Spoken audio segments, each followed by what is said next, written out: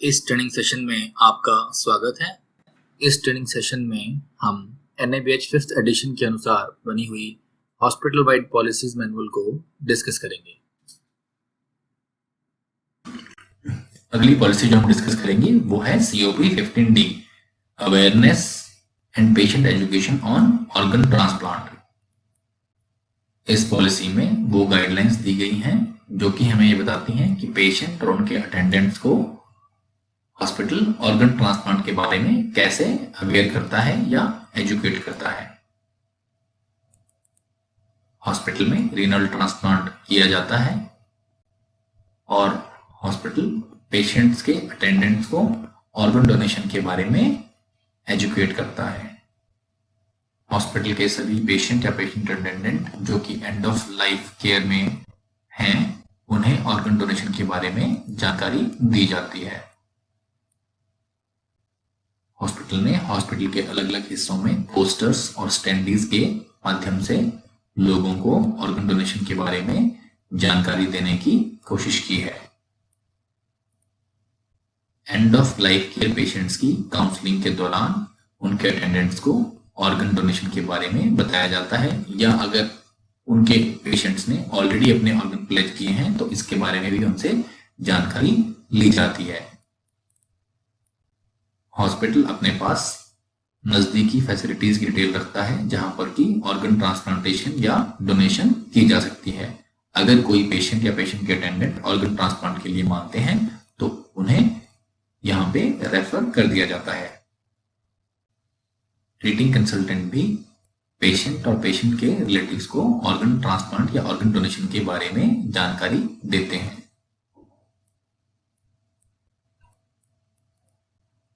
अगली पॉलिसी जो हम डिस्कस करेंगे वो है COP 16AB, वल्नरेबल पेशेंट्स। इस पॉलिसी में हमें वल्नरेबल पेशेंट्स की प्रॉपर केयर के बारे में बताया गया है। वल्नरेबल पेशेंट्स वो पेशेंट्स होते हैं जो अपनी एक्टिविटीज ऑफ डेली लिविंग खुद नहीं कर सकते हैं। एक्टिविटीज ऑफ डेली लिविंग होती हैं नहाना, कपड़े बदलना, वॉशरूम इस्तेमाल करना या ब्रश करना।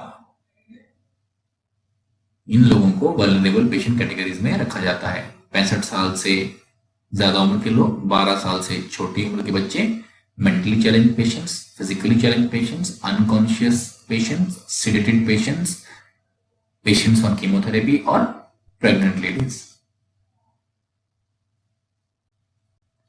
हॉस्पिटल ये ध्यान रखता है कि इन सभी वल्नरेबल पेशेंट्स के साथ कोई दुर्व्यवहार नहीं किया जा रहा है। Nursing staff, front office staff और कंसल्टेंट्स की जिम्मेदारी है कि वो वल्नरेबल पेशेंट्स को पहचानें। हॉस्पिटल के जनरल स्टाफ को भी वल्नरेबल पेशेंट्स को पहचानने के लिए ट्रेन किया गया है। सभी वल्नरेबल पेशेंट्स को दिन में कम से कम 2 बार मॉनिटर किया जाता है। वल्नरेबल पेशेंट्स को फॉल रिस्क के लिए भी मॉनिटर किया जाता है।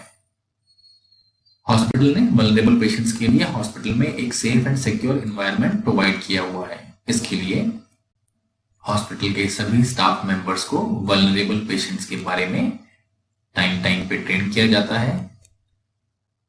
वल्नरेबल पेशेंट्स के वॉशरूम में एंटी स्लिप मैट्स प्रोवाइड की जाती हैं।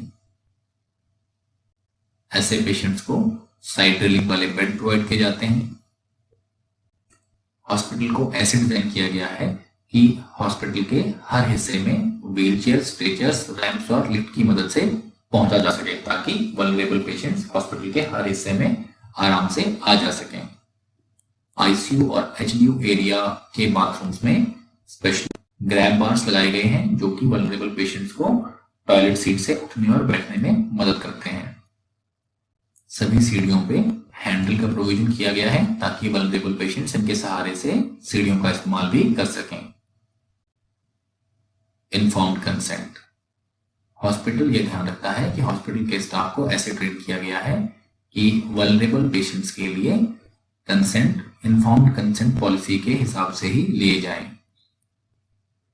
वल्नरेबल पेशेंट्स के लिए ये कंसेंट उनके नजदीकी लीगल रिप्रेजेंटेटिव ही देते हैं। अब बात करेंगे स्टाफ ट्रेनिंग की। स्टाफ को ये ट्रेनिंग दी जाती है कि वो वल्नरेबल पेशेंट की केयर ध्यान से करें और वल्नरेबल पेशेंट्स के लिए फॉल रिस्क असेसमेंट करें, वल्नरेबल पेशेंट्स को पहचानें, वल्नरेबल पेशेंट्स को ध्यान से हैंडल करें या मूव करें। यदि कोई स्टाफ किसी वल्नरेबल पेशेंट के साथ हो रहे दुर्व्यवहार को नोट करता है तो वो ये प्रोसीजर फॉलो करेगा। हॉस्पिटल के सारे स्टाफ की जिम्मेदारी है कि अगर वो किसी वल्नरेबल पेशेंट के साथ कोई दुर्व्यवहार होता हुआ देखते हैं तो वो वल्नरेबल पेशेंट का बचाव करें। ऐसी किसी स्थिति के बारे में नर्सिंग टीम के सीनियर मेंबर को इमीडिएटली इन्फॉर्म करें, जो कि प्राइमरी कंसल्टेंट को इन्फॉर्म करेगी। और इस तरह के केसेस को नर्सिंग हेड, क्लिनिकल कंसल्टेंट और क्वालिटी टीम इन्वेस्टिगेट करेंगे। अगर जरूरत पड़ेगी तो सोशल सर्विस या पुलिस को भी इसमें शामिल किया जा सकता है। इस इन्वेस्टिगेशन की सही प्रोसीडिंग्स को रिकॉर्ड किया जाता है। अगली पॉलिसी जिसके बारे में हम बात करेंगे वो है PRE 12 पेशेंट राइट्स। इस पॉलिसी में हम पेशेंट राइट्स एंड रिस्पॉन्सिबिलिटीज के बारे में डिस्कस करेंगे। हॉस्पिटल ने पेशेंट की राइट्स एंड रिस्पॉन्सिबिलिटीज को पहचाना है और उन्हें डॉक्यूमेंट किया है। पेशेंट्स की राइट एंड रिस्पॉन्सिबिलिटीज को हॉस्पिटल में जगह जगह पर डिस्प्ले किया गया है ताकि सभी पेशेंट्स उनके बारे में जान सकें। एडमिशन के समय पेशेंट और पेशेंट की फैमिलीज को पेशेंट के राइट्स और रिस्पॉन्सिबिलिटीज के बारे में बताया जाता है। स्टाफ को भी पेशेंट और फैमिली के राइट्स को प्रोटेक्ट करने के बारे में ट्रेनिंग दी जाती है। अगर पेशेंट राइट्स की वायलेशन होती है तो उसे रिकॉर्ड किया जाता है और उसके लिए जरूरी करेक्टिव और प्रिवेंटिव एक्शन लिए जाते हैं। ऐसी किसी भी स्थिति में इंसिडेंट फॉर्म के जरिए ये जानकारी क्वालिटी डिपार्टमेंट को दी जा सकती है। पेशेंट राइट्स वायलेशन में पेशेंट की प्राइवेसी का ध्यान ना रखना, पेशेंट की कॉन्फिडेंशियलिटी का ध्यान ना रखना, पेशेंट की रिलीजियस या कल्चरल नीड्स का अनादर करना और पेशेंट को उसके मेडिकल रिकॉर्ड तय समय के अंदर ना देना हो सकता है। इसके अलावा पेशेंट्स को फीडबैक फॉर्म दिए जाते हैं जिसके ऊपर की वो अपने फीडबैक, और अगर उनके किसी पेशेंट राइट की वायलेशन हुई है तो उसकी इंफॉर्मेशन हॉस्पिटल को दे सकते हैं।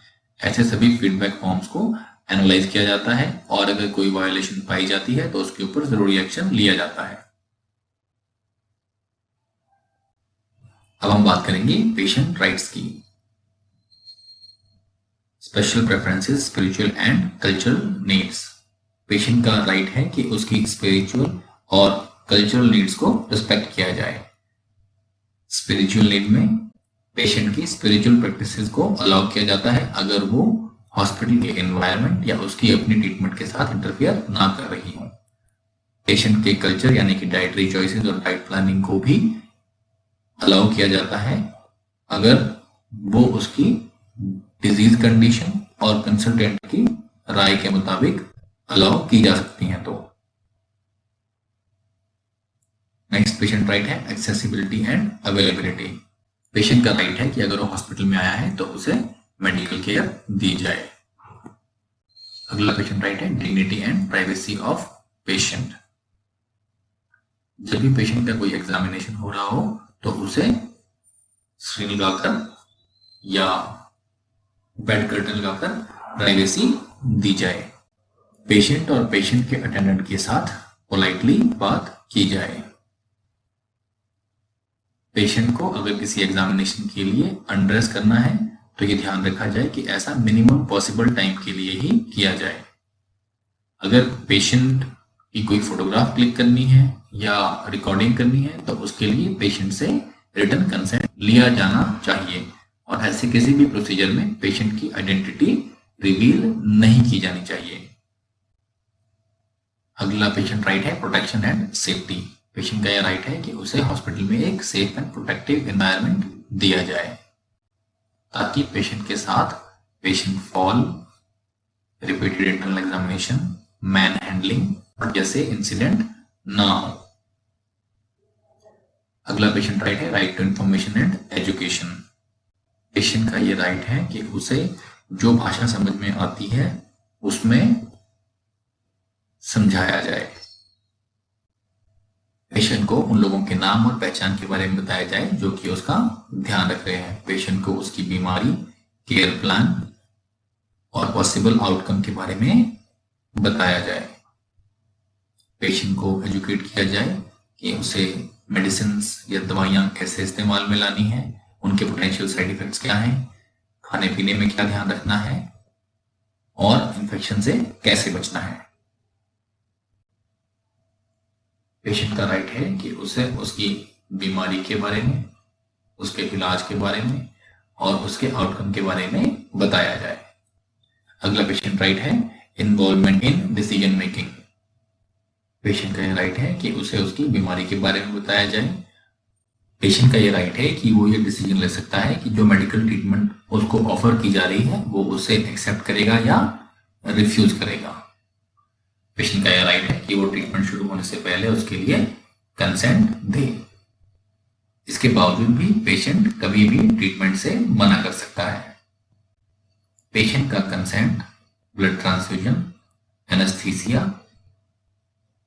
सर्जरी, किसी रिसर्च प्रोटोकॉल को शुरू करने, किसी हाई रिस्क प्रोसीजर या हाई रिस्क ट्रीटमेंट को शुरू करने जैसे कि कीमोथेरेपी शुरू करने और HIV टेस्टिंग से पहले कंसेंट पॉलिसी के मुताबिक लिया जाता है। पेशेंट का राइट है कि उसे ट्रीटमेंट कॉस्ट के बारे में बताया जाए। एडमिशन से पहले उनके बिल अमाउंट के बारे में एक रफ एस्टिमेट उन्हें दिया जाए। पेशेंट का राइट है कि उनकी इंफॉर्मेशन को कॉन्फिडेंशियल रखा जाए। सिर्फ उन्हीं लोगों को पेशेंट की इंफॉर्मेशन बताई जाती है जो कि पेशेंट के केयर में इन्वॉल्व हैं।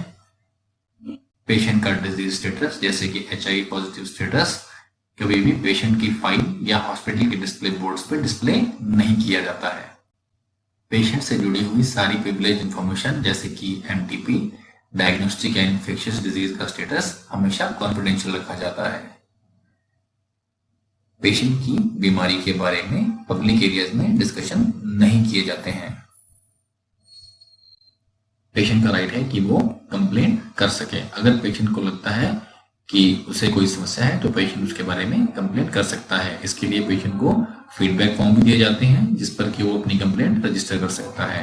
पेशेंट के लिए हॉस्पिटल में एक ग्रीवेंस रिड्रेसल मैकेनिज्म है जो कि इस तरह की सभी कंप्लेंट्स को रिजॉल्व करने के लिए इस्तेमाल में लाया जाता है। पेशेंट का राइट है कि वो सेकंड ओपिनियन ले सके।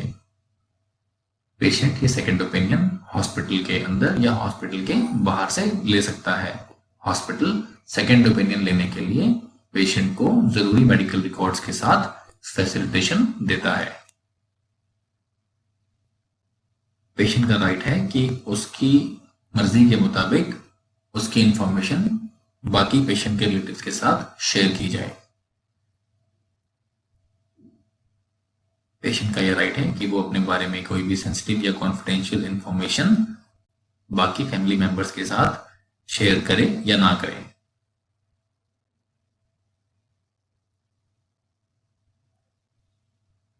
अभी तक हमने जो पेशेंट राइट्स डिस्कस किए, अब हम उनकी समरी यहाँ पे देख रहे हैं।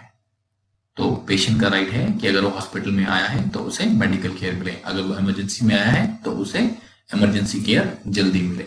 पेशेंट का राइट है कि वो अपनी इलाज के बारे में डिसीजन ले सके, यानी कि जब भी हम पेशेंट की कोई सर्जरी कर रहे हैं, ब्लड ट्रांसफ्यूजन कर रहे हैं, HIV टेस्टिंग कर रहे हैं, तो हम पेशेंट से इन्फॉर्म्ड कंसेंट लें। इस इन्फॉर्म्ड कंसेंट के जरिए वो अपना डिसीजन डॉक्यूमेंट करता है कि हाँ मैं ये ट्रीटमेंट करवाना चाहता हूँ। पेशेंट का राइट है कि वो दी जाने वाली किसी भी ट्रीटमेंट को मना करे। अगर पेशेंट कोई ट्रीटमेंट रिफ्यूज करता है तो हम पेशेंट को डिस्चार्ज कर देते हैं। पेशेंट का राइट है कि उसके साथ रिस्पेक्ट और डिग्निटी से बात की जाए। इसमें हम ये इंश्योर करते हैं कि हमेशा पेशेंट के साथ पोलाइटली बात की जाए। पेशेंट का राइट है कि उसकी कंप्लेंट की सुनवाई हो या ग्रीवेंस रिड्रेसल हो। इसके लिए हॉस्पिटल में पेशेंट ग्रीवेंस रिड्रेसल मैकेनिज्म है जिसमें कि फीडबैक फॉर्म पे सबमिट की गई पेशेंट की कंप्लेंट्स को इकट्ठा किया जाता है और उनका सॉल्यूशन निकाला जाता है।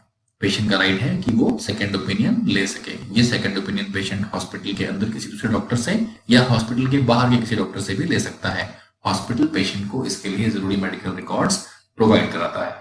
पेशेंट का राइट है कि उसकी प्राइवेसी और कॉन्फिडेंशियलिटी का ध्यान रखा जाए, जैसे कि पेशेंट की किसी इंफेक्शियस डिजीज के स्टेटस को हम पेशेंट से पूछे बिना या उन लोगों को नहीं बताते हैं जिनको इसकी जानकारी की जरूरत नहीं है। पेशेंट के इलाज में इन्वॉल्व लोगों के साथ ही ऐसी जानकारी शेयर की जाती है। इसके अलावा पेशेंट का अगर कोई प्रोसीजर किया जा रहा है तो यह इंश्योर किया जाता है कि पेशेंट के बेड के कर्टन या स्क्रीन्स लगाई गई ताकि पेशेंट की प्राइवेसी को ध्यान में रखा जा सके। पेशेंट का राइट है कि वो अपने क्लिनिकल रिकॉर्ड्स देख सकता है। पेशेंट का राइट है कि जिस एनवायरनमेंट में उसको रखा जाए या जिस वार्ड या कमरे में उसे रखा जाए वो सेफ या सिक्योर हो। पेशेंट का राइट है कि उसे उसकी ट्रीटमेंट के एक्सपेक्टेड कॉस्ट के बारे में बताया जाए। इसके लिए एडमिशन से पहले पेशेंट को एक रफ एस्टिमेट दिया जाता है। एडमिशन के दौरान अगर उसकी ट्रीटमेंट चेंज हो जाती है या उसमें कोई प्रोसीजर ऐड हो जाता है तो फिर से उसकी फाइनेंशियल काउंसलिंग की जाती है। इसका एक रिटन डॉक्यूमेंट पेशेंट की फाइल में लगाया जाता है। पेशेंट का यह राइट है कि उसे हॉस्पिटल के रूल्स एंड रेगुलेशन के बारे में बताया जाए। इसके लिए पेशेंट की ट्रीटिंग नर्स उसे हॉस्पिटल रूल्स एंड रेगुलेशन के बारे में इन्फॉर्म करती है। पेशेंट का राइट है कि उसे उसके स्पिरिचुअल और कल्चरल बिलीफ को फॉलो करने दिया जाए। ये हम तब तक कर सकते हैं जब तक कि उसके स्पिरिचुअल और कल्चरल बिलीफ हॉस्पिटल के एनवायरनमेंट, उसकी अपनी ट्रीटमेंट या किसी दूसरे पेशेंट की ट्रीटमेंट के साथ इंटरफियर ना कर रहे हों। पेशेंट का यह राइट है कि वो ऐसे लोगों की आइडेंटिटी के बारे में जान सके जो कि उसे ट्रीट कर रहे हैं या किसी तरह की सर्विस दे रहे हैं। पेशेंट का ये राइट है कि उसे उसकी बीमारी और बाकी हेल्थ केयर नीड्स के बारे में जरूरी एजुकेशन दी जाए। पेशेंट का ये राइट है कि वो अपने बारे में कोई भी सेंसिटिव या कॉन्फिडेंशियल इंफॉर्मेशन बाकी रिश्तेदारों के साथ शेयर करने या ना करने का डिसीजन ले सके। अब हम बात करेंगे पेशेंट रिस्पॉन्सिबिलिटीज की। पेशेंट की रिस्पॉन्सिबिलिटी है कि वो हॉस्पिटल को अपनी बीमारी के बारे में सही और पूरी जानकारी दे। पेशेंट की ये जिम्मेदारी है कि वो कंसल्टेंट, डॉक्टर, नर्सेज और बाकी हेल्थ केयर प्रोफेशनल्स के द्वारा बताए गए ट्रीटमेंट प्लान को प्रॉपरली फॉलो करें। पेशेंट की ये जिम्मेदारी है कि उसे ये पता हो अगर वो बताए गए ट्रीटमेंट प्लान को प्रॉपरली फॉलो नहीं करता है तो उससे होने वाले नुकसान के लिए वो खुद जिम्मेदार होगा। पेशेंट की जिम्मेदारी है कि वो इस बात को समझे कि वो अगर मेडिकल एडवाइस के अगेंस्ट हॉस्पिटल से चला जाता है तो इससे होने वाले नुकसान या खतरे के लिए वो भी खुद जिम्मेदार होगा। पेशेंट की जिम्मेदारी है कि वो हॉस्पिटल के बिल समय समय पर चुकाता रहे। पेशेंट की ये जिम्मेदारी है कि वो हॉस्पिटल के स्टाफ के साथ हॉस्पिटल में साफ सफाई मेंटेन करने के लिए कोऑपरेट करे और हॉस्पिटल के एडमिनिस्ट्रेटिव प्रोसीजर्स को फॉलो करे। पेशेंट अपने पर्सनल सामान और बिलोंगिंग के लिए हॉस्पिटल में खुद जिम्मेदार है। इसीलिए एडमिशन के समय पेशेंट को ये बताया जाता है कि यदि उसके पास कोई ज्वेलरी, ऑर्नामेंट, कैश या इलेक्ट्रॉनिक सामान है तो वो उसे अपने अटेंडेंट्स को दे दे, क्योंकि हॉस्पिटल उसके लिए जिम्मेदार नहीं होगा। पेशेंट की जिम्मेदारी है कि वो हॉस्पिटल के रूल्स एंड रेगुलेशंस को फॉलो करे। सभी पेशेंट को एक पेशेंट फीडबैक फॉर्म दिया जाता है जिसमें वो अपना फीडबैक हॉस्पिटल को दे सकते हैं, जो कि हॉस्पिटल बाद में एनालाइज करता है। किसी भी तरह की क्वेरीज या कंसर्न के लिए या कंप्लेंट लॉन्च करने के लिए पेशेंट चीफ एडमिनिस्ट्रेटर से मिल सकता है या उन्हें कांटेक्ट कर सकता है।